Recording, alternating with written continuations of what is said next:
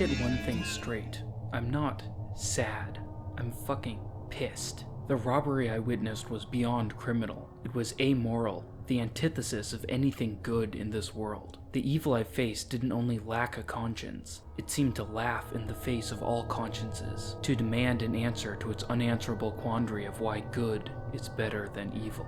This robbery, my preferred euphemism for the act of utter evil I witnessed, didn't bring about any sort of end result, not on the side of evil or on the side of we complex mortals who, for lack of a better term, prefer to consider ourselves good. And maybe that's the worst part in my mind. There was no resolution, no end to this pattern, nothing to imply the robber doesn't still intend to rob me next. No matter when in the future you happen to enjoy my nihilistic rambling, there are two factors to the robbery I feel I should explain. The first is the COVID-19 pandemic. Hopefully, by your time, coronavirus is a distant memory, just a brief period of time your kids don't really believe ever happened. But as I write this, the entire human race is still living in fear of this novel virus, wearing masks like plague doctors and hoarding hand sanitizer like it's the cure for stupidity. The other major player in my life that I hope you've been privileged enough to forget is Mackenzie Weaver. She was overshadowed by the worldwide pandemic, but just before COVID hit, she was making a bit of a splash on the pop culture scene. I don't know if anyone really believed the legend, any more than they believed in the Blair Witch Project or that paranormal airplane disaster that happened a few years back, but the conspiracy theorists and documenters and creepypasta writers had latched onto the idea of an undead serial killer with no intentions of letting go. And I always suspected, as much as it disgusts me to say, that people hadn't missed the fact that this particular undead serial killer was a woman. This opened up a whole new genre of internet-based fandom, somehow perverting the memory of a dead girl, even more than supernatural forces ever could. For those of you who don't know the story, which I hope is most of you, Mackenzie Weaver was an ordinary kid from the Midwest who snapped one day and murdered 13 of her classmates with a sword stolen from her history teacher. The cops put her in the ground, but to hear the masses tell it, she had no problem digging herself out. They like to say she's still out there, slicing up all the classmates she missed in her first go, which sucks to hear since I happen to be one of them. I'm not a conspiracy theorist, but I'm not stupid either. I can recognize a pattern, especially one that involves old friends of mine disappearing under mysterious circumstances. 6 years ago, it was her senior year boyfriend, Johnny Trevor. The year after that, it was Eddie Majors, bayoneted as he was stepping out of his car. A couple years ago, it was my sophomore year crush, Kimberly White. I'm not going to tell you my thoughts on Mackenzie Weaver, because whatever I thought before doesn't matter now. Maybe it was fate, or the arguably less believable subconscious, that led me to the most haunted city in America. But pretending there exists such a thing as free will, I like to imagine I moved to Savannah because it was a change of pace from my cold, rural hometown, where I'd seen 13 friends, 3 teachers, and 1 hall monitor murdered in cold blood. I found a cheap apartment and a retail job I quickly left in favor of a more unique paycheck-earning experience, a short cruise riverboat, complete with big red paddle wheel and wedding cake paint scheme. The paddle wheel didn't work, to the tourists' disappointment, but the massive diesel engines were enough to take us up and down the Savannah River 3 times a day. It was hot work, especially being from the Midwest, but I managed to adjust and ended up working there for the next few years. COVID-19 hit the riverboat like the iceberg hitting the Titanic. Where we used to run 3 cruises a day with almost 1,000 people on board each time, we were now down to 1 or 2 cruises with a couple hundred at most. We lost all our revenue from the sightseeing tours. No one wanted to sit on the exposed top deck in the scorching heat while they were legally required to wear a face covering.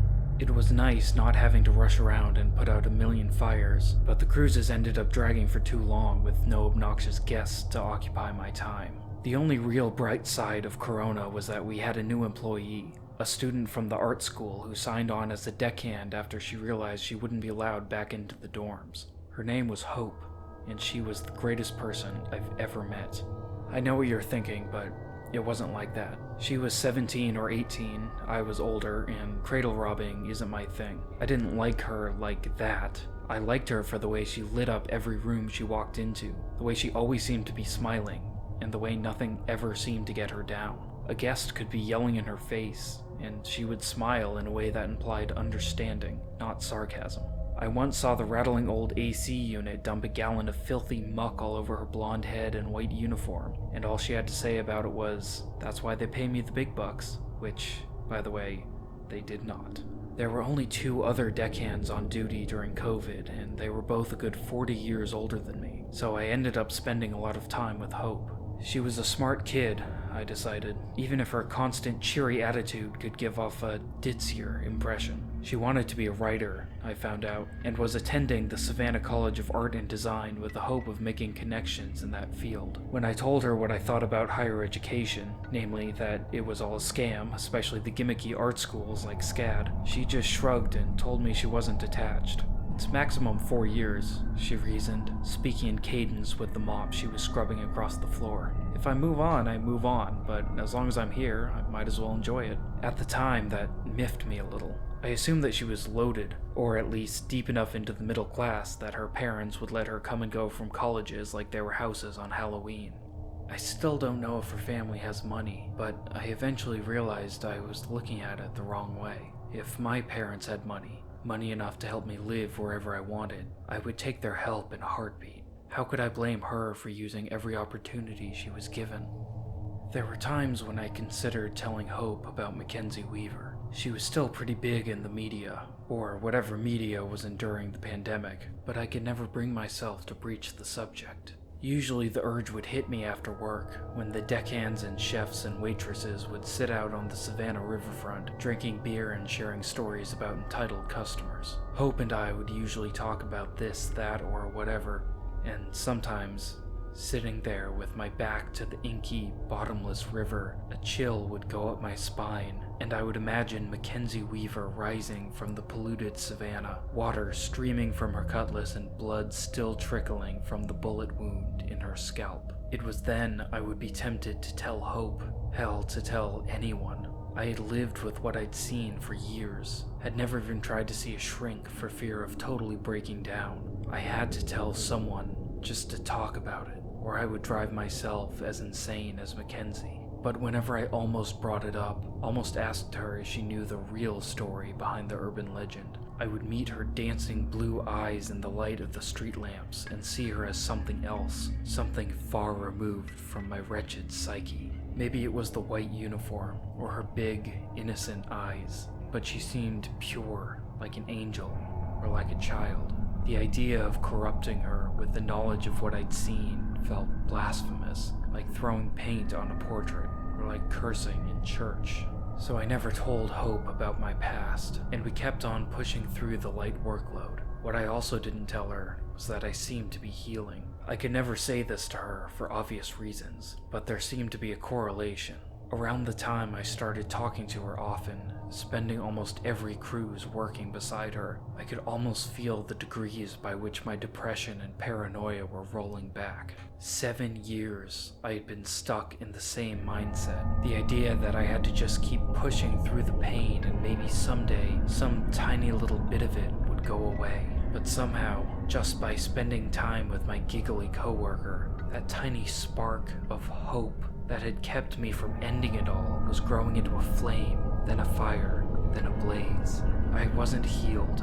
I'll never be healed. But Mackenzie Weaver almost stopped haunting my dreams. A couple times, I almost went a whole day without thinking about her. I was probably in the best place I'd ever been that day in mid-June. Mackenzie was far from my mind. I had cut down on my drinking and wallowing, and Georgia had warmed up to the point where, when I wasn't at work, I could stay outside all day and bask in the tropical climate. I hadn't made many friends in Savannah. I'd never really had the energy, but as Hope's cheery attitude elevated my own, I found myself reaching out to the servers and hosts on the riverboat, actually getting to know them a little deeper. For the first time since 2013, everything was looking up. And I hate that I was stupid enough to believe it would stay like that. I don't have to think very hard to remember that the date was June 14th, 2020. On Sundays, the riverboat managed to choke out 3 cruises, though none of them ever saw more than 200 guests. First, there was the brunch cruise, then the sightseeing cruise, than the dinner cruise. Since quarantine, the deckhands were often put to work scooping food for the dinner buffet. I managed to wriggle free of this responsibility when the chef caught me telling people the catfish was baked dolphin. As the newest recruit, it was Hope's job to count the guests as they boarded. She would stand at the head of the gangplank, like I had before she arrived, clicking the head counter, greeting people with a smile that was visible even behind her surgical mask. She always wore her hair in a braid while she was working, which I silently appreciated. The other blonde in my life, the one who had murdered my friends, had worn hers down. That day, June 14th, I stood on the bow with Hope, looking like some kind of Men in Black agent in my sunglasses, black clip-on tie, and sweat-soaked mask. I left the greeting and the smiling to her. I just watched the guests board like a creep. Most of them looked too poor to drop $80 on a 2-hour cruise, but hey, don't judge a book and all that. As usual, there were the moms asking after an elevator for their strollers, the ex-Navy guys who mistook me for the captain, and the occasional bachelorette party consisting of a regal-looking bride-to-be and her gaggle of already drunk bridesmaids. They were all fairly standard riverboat guests. Only one passenger made me look twice, but only because of how she was dressed. She wore a long-sleeve shirt and jeans devoid of rips and tears despite current trends. Like the other passengers, I couldn't see her face behind her surgical mask and sunglasses, which were hidden in shadow from the wide-brimmed hat she wore. I could understand why she'd chosen that particular accessory. Even on its way down, the southern sun was hot and bright, and what little I could see of her skin was very pale and obviously burnable. The girl walked slowly and carefully up the ramp, and after the rest of her group parted, I could see why. Her left arm was held to her chest in a sling, throwing off her balance. I moved to offer her a hand, but she shook her head and boarded the boat. Were they together? I asked, as the group disappeared up the stairs. The girl in the sling was trailing behind the others, but it was almost unheard of for someone to board the cruise alone. I don't know, Hope replied. I thought she would ask which deck she was going to, but she just followed them. Maybe she didn't pay for the dinner, I suggested, and she's trying to get a freebie. Following them won't do her any good when the hostess can't find her name, Hope reminded me. I could tell she was smiling. She was always smiling, because her eyes glittered above her mask. When the last of the dinner crowd had boarded, we raised the gangplank and dropped the lines, the captain 3 decks up manipulating the incidental joystick to move the 1,600-ton wedding cake away from the dock. Hope disappeared to help at the buffet, and I lingered for a minute at the gunwale, watching the Savannah riverfront grow smaller and smaller as we motored upstream. For whatever reason, that was the moment my mind decided to betray me and drift back towards my old thoughts, my old paranoias. Where was she? I wondered. Was it really possible she had come back? I couldn't deny that several of my friends had been killed or turned up dead since that day in 2014, 11 months after her rampage, when Mackenzie Weaver was said to have come back from the dead. If none of that was true, if someone was impersonating her, the question remained, why? Why her? Why at all? I shook off the creeping return of anxiety and went to clean something. Later, as the sun went down over the Savannah and we turned around to head back towards Old Fort Jackson, I made my way to the second deck dining room to check on the buffet. As always, it was a bit of a clusterfuck. The guests weren't allowed to scoop their own food anymore, so the chefs and deckhands were forced to shovel fish and prime rib and grits onto their plates, usually spilling half of it onto the tablecloths. "How's that going for you?" I said, slipping in behind Hope. She ignored me and smiled at an old guy in a Make America Great Again hat. "Can I get you some catfish?" she asked. "Sure," the guy said. "What the hell?" Hope shoveled some catfish onto the guy's plate and he moved on. "Could be worse," she said, her voice bright. "I could be cleaning the AC machine." "This is true," I replied. There was a lump in my throat, I realized. Something felt off. Something felt wrong. Was it because I'd allowed myself to think about Mackenzie? Or because I still felt like I needed to tell Hope about my past At the risk of ruining my idealistic vision of her as the only part of my life not poisoned by my anxieties, I felt a hand on my shoulder. It was the chef, a tall guy who usually managed to stay calm amidst the chaos. "Go grab me a pan of shrimp?" he asked. I nodded and headed towards the galley, as long as he didn't ask me to scrape the dishes. In the galley, the waitresses were running around and yelling at each other and dumping plates into overfull garbage cans that I would have to empty. I weaved around them and grabbed a fresh tray of shrimp and grits, carrying it out into the dining room. On my way to the buffet, something caught my eye. The girl from earlier, the one in the sling, sitting alone at a corner table. She was still wearing her mask, which was obviously not mandatory while eating, but even weirder, she was still wearing her sunglasses and hat. She had a plate full of food in front of her, but she was just moving it around with her fork. I replaced the old shrimp tray with the fresh one, then slid in behind Hope again. "What's with the girl in the sling?" I asked. Hope glanced at me, then across the room at the girl. "Oh yeah," she replied. "She didn't talk at all, she just nodded when I asked if she wanted catfish. Do you think she's..." She looked up and met my eyes, and a sick feeling twisted my stomach. Do I think what? Do I think what, Hope? What are you implying? What? I choked out. The lights in the dining room seemed to grow brighter. Hope leaned closer to me and pulled down her mask. "She's hiding her face," she whispered, almost not smiling. "You think she..." Subtly, behind the table, she made a punching motion. She was wrong, I knew. Somehow, I could feel that she was wrong, but I nodded and gave a non-committal response. I knew what she was implying, that the girl was in a bad home situation and had come aboard to escape for a couple precious hours, but I knew this wasn't right. Silently, I stepped away from the buffet and slipped onto the outer deck.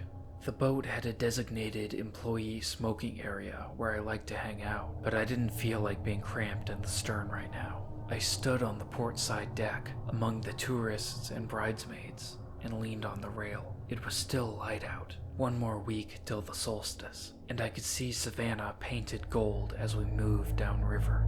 In the distance, standing for eternity in her own miniature park, was the world-famous waving girl of Savannah. To hear the locals tell it, she had stood at the edge of the river for 44 years, greeting every single ship that came and went from the port, welcoming them or bidding them bon voyage for reasons that remain lost to time. She was looking for something, I'd always thought, looking for an escape, maybe. She felt trapped, unable to escape her life, and only found her egress in death. Now, she was immortalized by other hands, a girl of bronze waving her frozen handkerchief at every ship that would pass her till the end of time. When I felt like I needed to move again, I went to find something I could clean or fix. There was a knot in my stomach, and I couldn't say why. I couldn't let myself say why. The rest of the trip passed without event. I avoided the second deck and occupied myself organizing the mop closet. At one point, I found a couple guests on the closed-off first floor, standing uncomfortably close to the emergency release that would seal off the engine room and fill the entire hold with a gaseous substance that could kill any fire, and any person as well. There was no one down there on the cruise, but I couldn't risk the tourists destroying the engines, so I ushered them back upstairs. By the time we reached the Savannah waterfront, the sun was down and the partygoers were out. From 100 yards downriver, we could hear them laughing and whooping in the animalistic tones you only hear in cities where it's legal to drink outside. As we got closer, I was not surprised to hear the sounds of a trombone blaring the Titanic theme song. The musician, if that's what you want to call him, was there every Saturday and Sunday, serenading us and all but begging the tourists for cash tips. I had told him before to play something else, that referencing the Titanic or its eponymous movie was serious bad luck around boats, but he didn't seem to care. He was safe on the dock. The captain stood by the gangplank to usher everyone off, while I went up to the exposed fourth deck to pick up trash. I still felt like crap for reasons I didn't understand or didn't want to understand, but I knew once we gave the boat a once-over, we'd be allowed to leave. I thought I might forego drinking tonight and just go home. I felt tired, more tired than normal after a 10-hour shift. What usually happened was that the older deckhands would clean the heads while Hope and I did the heavy lifting. The servers cleaned the dining rooms and galleys as quick as possible, then hopped the gunnel and went to argue over who was grabbing the first round. Once the other deckhands left, Hope and I would finish up whatever needed to be done, and the captain would lock the doors and kill the lights. It was no different that night, and by 10 p.m. only Hope, the captain, and I were left on the riverboat. Hope and I reconvened in the first deck dining room, where I grabbed a much-needed cup of water and sat down for the first time in 10 hours. "What happened to you?" I asked, pulling off my foul-smelling mask. Hope glanced down at herself. Her white aviator shirt was covered in greasy brown splotches. "Someone spilled a plate of prime rib on me," she laughed. That was the difference between us. If someone had ruined my $20 shirt, I would have put them in the fucking ground. Or the deck, as the case may be. "That wasn't such a hard day," I said, despite my body disagreeing. I felt like I'd done something terrible. The knot in my stomach was mostly guilt, though I had nothing to feel guilty about. "Not a lot of people. I didn't see you during the dish rush," she shot back. "I had to scrape every plate myself, and such is the price of being the new kid." I forced a smile. We hung out in the dining room for a while, waiting for the captain to show up and tell us we could leave. I tried to steer our conversation away from the boat, but Hope managed to hit on the one subject I was doing everything to avoid. "I saw that girl later," she said, and I felt myself cringe. "The girl in the sling? I saw her out on 3. She was standing on the aft railing, looking down at the paddle wheel. I told her she wasn't allowed back there and she left. She still didn't say anything." Hope looked curious, like she thought there was some great mystery to the girl who never took off her sunglasses. But I knew she was just making conversation. She believed she would never see that girl again. She had no reason to think that girl's presence would have any effect on me. "Weird," I managed to say. The knot in my stomach felt more like a basket of snakes, guilt and terror and revulsion writhing around and threatening to crawl up my throat. "At least we know she wasn't trying to jump off," Hope continued, oblivious to my discomfort. "If she did, she would have just gotten caught in the paddle wheel. I think she was just a Titanic fan." "Don't say that name," I murmured, my mouth suddenly dry. We'd had this discussion before, but it seemed to go right over her head. Hope, I was pretty sure, didn't believe in bad luck. Good luck, maybe. All she had ever known was good luck. Hope asked me if I was okay, and I said I was fine. I had already taken off my radio, but I grabbed it off the bar and called for the captain. He should be on deck 3 or 2, I thought, descending the many staircases and locking all the doors on his way. The captain didn't reply, which wasn't unusual. He normally ditched his radio right after we docked, but something in the silence elevated my nausea, and the entire cabin seemed to grow quieter to match the radio. Half the lights were still on, but the dining room suddenly seemed darker. The carpet, a river of shadow, and the walls black curtains of night. Only my friend seemed untouched by the darkness. In her white shirt and her light hair, her usual smile enhanced by a quizzical look of perplexion. She was worried, I knew, and I also knew I was acting strange, but I couldn't help it. I knew.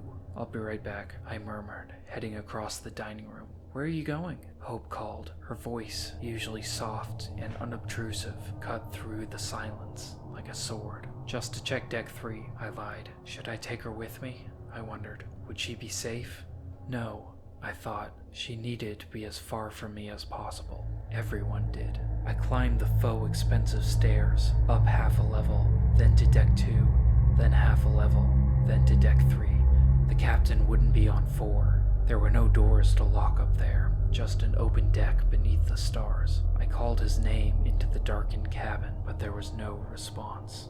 I stepped into the silent dining room. The street lamps from outside hit the chairs and tables and empty buffet stations, throwing their shadows into stark relief against the patterned wallpaper. Everything was silent. The engines had cut out an hour ago. The voices of guests had trickled away, and even the drunken laughs from the docks were too far below me to hear.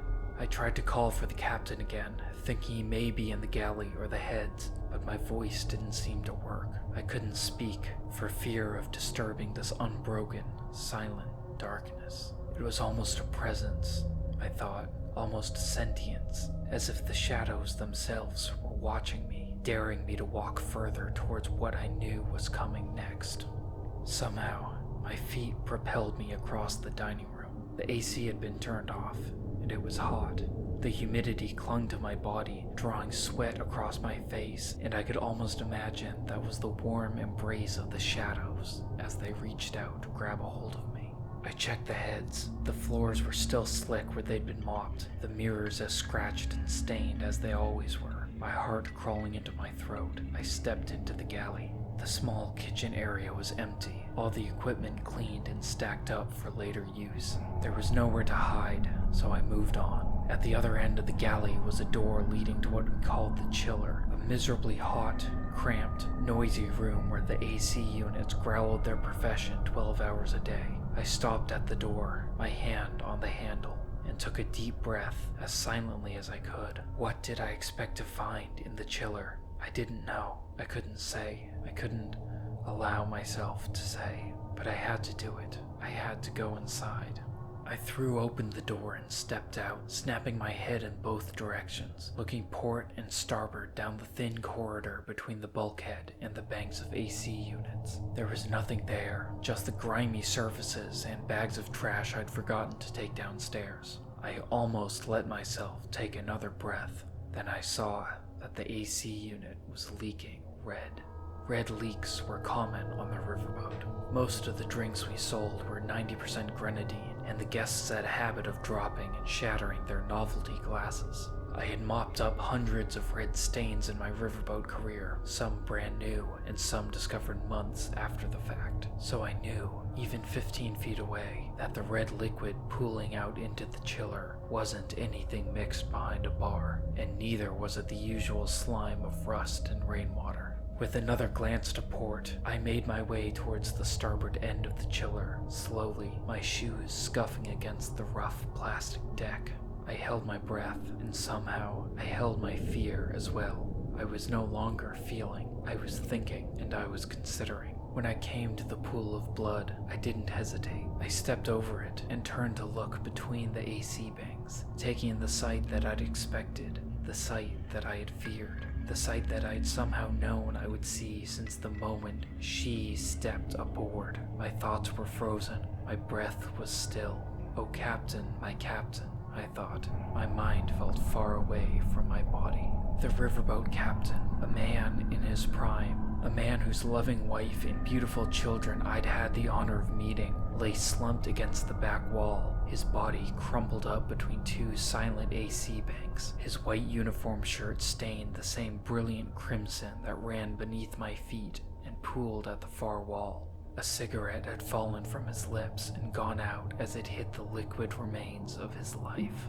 Above the captain, only now turning to face me, was the girl in the long sleeves in the sling. She still wore her surgical mask and sunglasses, but she'd lost her hat at some point, and in the glaring fluorescence of the chiller's lights, a mottled red and fleshy bullet wound stretched across her scalp, a souvenir from the police officer who had shot her dead. I didn't run. I couldn't move. She was 4 feet away. The dark lenses of her glasses trained on me as she turned fully around, revealing the cutlass she held in her free hand. How was all I could think. I felt disconnected, as if I was watching myself from the outside, watching in more surprise than fear as all my paranoia and anxiety was given form in the resurrected body of Mackenzie Weaver. She could have struck me down right there, could have taken one step forward and run me through, but she only stared, her eyes invisible behind those glasses, as she angled her cutlass through the straps holding her left arm to her chest. With a clean sweep, she cut through the sling and let it fall to the deck, where it soaked into my captain's blood. She flexed her arm, now free of its restrictions, and I traced my eyes down to where her wrist ended in a stump of rotten flesh and congealed pus, drained of blood, just as she had been drained of life. So I probably should have seen this coming, but turns out when you do the slow, scary voice for a 7,000-word story, it actually ends up being a very long video. So this is going to be part 1 of Mackenzie Went Down to Georgia, and unlike the legend of Mackenzie Weaver, this is not a 2-part story, it is just a 2-part YouTube video. I'll post the second part next week. I hope to see you there.